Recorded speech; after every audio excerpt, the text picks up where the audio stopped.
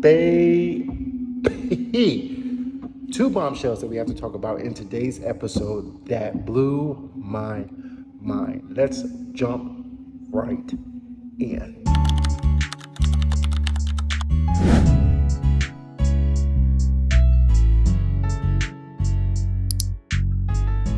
Welcome back to my channel. My name is Adam Lee Henderson of the Gilded Age brand, and when I say episode 5 was my favorite episode yet, the bombshells that were revealed in this episode and even the drama, honey, of what was going on behind the scenes, it was incredible to watch. Starting with Gladys, as she's now adjusting to this new life, you see that quickly she's realizing, oh my God, this is the worst decision that I made. But also now in England, she's by herself, but she leaves the control of her mom, Mrs. Russell, to now having the control of her husband and her husband's mother, and just the whole dynamic of this English world that she's now living in.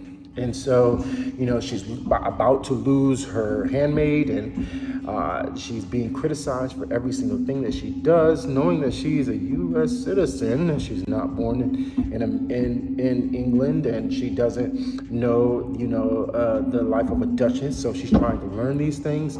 What I think that's going to happen, though, with Gladys is that she's going to eventually channel her inner mom and start to take control. I hope that she does this.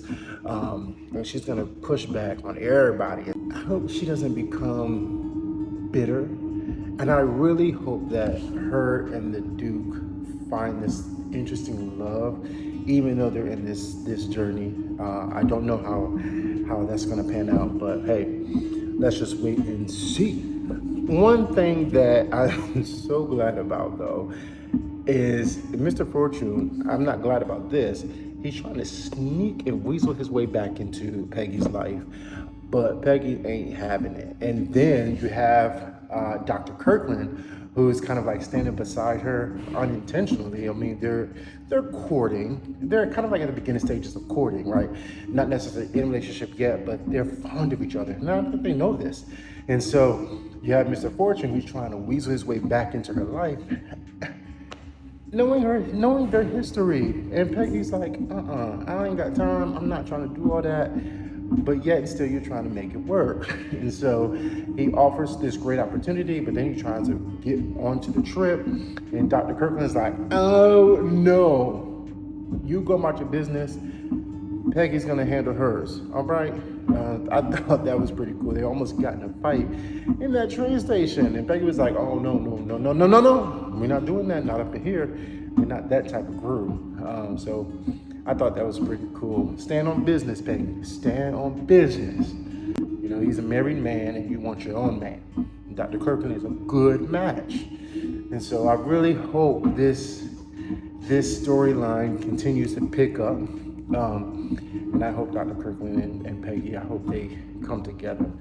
And I think they will. Lest we forget Mr. Russell, and we're now walking into this recession. We got to remember the timing that we're in, right? The Gilded Age is right before the Great Depression, which happens in the early 1900s. And we still have a few years until we get to that point. But, they're going through this economic crisis. The banks are shutting down. They're going through their problems, and he's trying to build. So he's becoming a tyrant, worried about the money drying up, as maybe it is. It's becoming scarce. The business deals that he's relying on are not going through.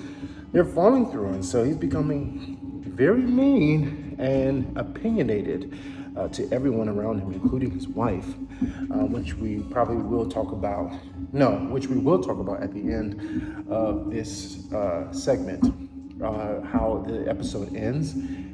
Interesting plot twist, if you will.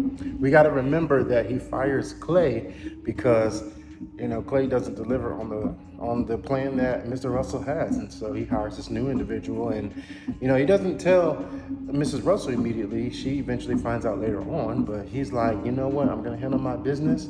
I don't have to tell you every single thing, every detail of what's going on, and he doesn't want to know all the details about her social calendar, as he says in the episode. And so it's like they're having this kind of rift in their marriage, rightfully so, because Mrs. Russell, the innovative, sneaky person that she is. Not necessarily, not sneaky in a bad way, but she's calculated in her decisions. She's impulsive in what she wants and desires for her family, and so he's kind of like they're not on the same page. I don't think they're aligned, and so I don't want this relationship to continue to struggle, but it really is. The love story that I love is Larry and his girl, now his fiance, Marian Brooke, who he proposes to in this episode, and that scene was just beautifully done. I loved it. And then he, of course, is given a task, an assignment by his dad, and he tells his father. And I love how Mr. Russell immediately backs him and just supportive and encouraging during this process. And they even celebrate with Marian and in the absence of her mother. And of course, that's dynamic is going to turn out weird, of course, when she finds out, because she's, who she is. But the biggest bombshell to me is Larry running in to my beating. Oh, wait, baby. When he takes his friend to, that what do you call it? Speakeasy? I don't know. Prostitution ring? Whatever. When they go to the club, basically, let's call it that. When he goes to the club and he sees my beating there, and he's like, wait a minute, hold the phone. And he goes up to her and asks, hey, is your name my beating? And of course she plays, stupid. And I'm like, no, how can I be her if my name is whatever name she gave? I can't even remember. And so he's like, oh, hold the phone. What's interesting is, he doesn't know the dynamic, though. I don't believe he knows the full story of, what she's done. But he goes and tells Mr. Van Ryn, young sir is now shooken. This boy, I don't know what he's about to do in episode 6 or in the, beyond, but I hope that he approaches this girl and gets some type of revenge. I'm not sure what's gonna happen, but that it was a bombshell for me, because I was like, oh, he's, this girl's long gone forever. But it's beautiful how the writers thought, you know what?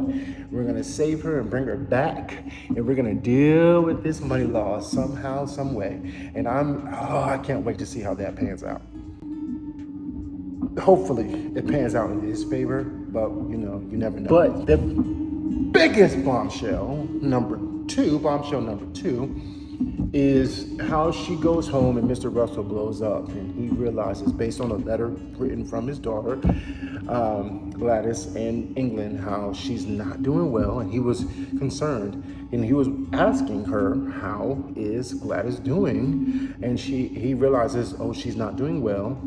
And of course, Mrs. Russell's about to get on the ship and sail to the ocean blue across the water to go save her daughter, or save the image that this represents. And Mr. Russell's like, oh no, if you leave, don't expect me to be here when you return. That right there was the biggest bombshell, because that pierced Mrs. Russell. Do I think he's actually gonna leave? No. Do I believe they're gonna have some marital problems continually? Yes. They're still struggling, but I feel and I hope, I pray that they circle back to the love that they have. They are in love. They were in love when they got married. They know love. They didn't have an arranged marriage. And so I'm praying that they circle back to that foundation, right? But hey, that to me was bombshell number 2.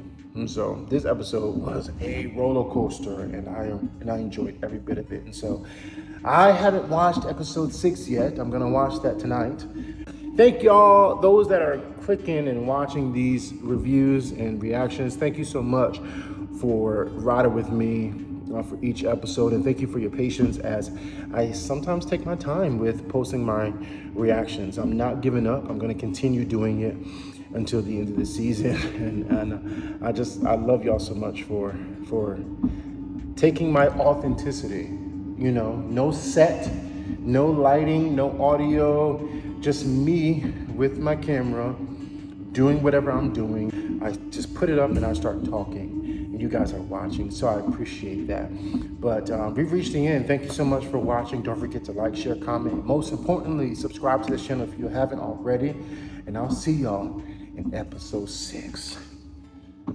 Peace out.